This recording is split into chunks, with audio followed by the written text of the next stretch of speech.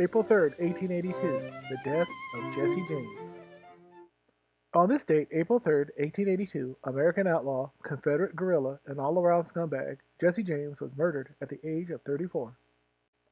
He was shot in the back of the head and killed by another scumbag, a member of his bank robbing gang, Robert Ford.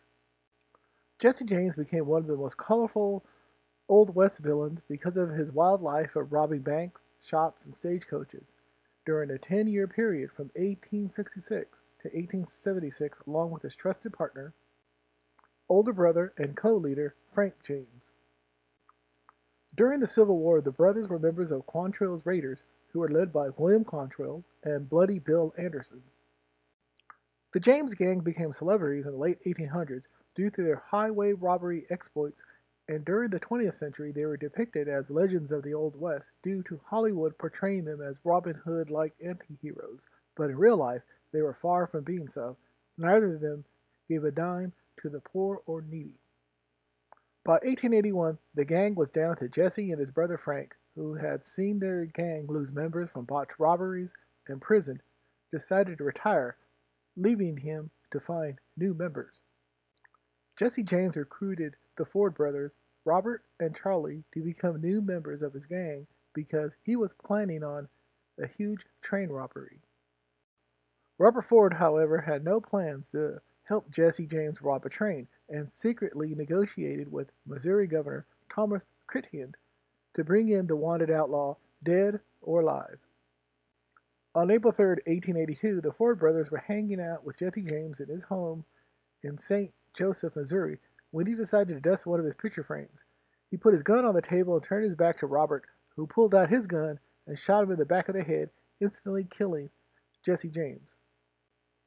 After murdering Jesse James, the Ford brothers ran off to wire the governor about killing the notorious outlaw and turned themselves in, but were charged with first-degree homicide and sentenced to death all in one day. Justice moved quite swiftly in the Old West. Upon hearing of the swift conviction, Governor Crittenden immediately pardoned the brothers 2 hours later.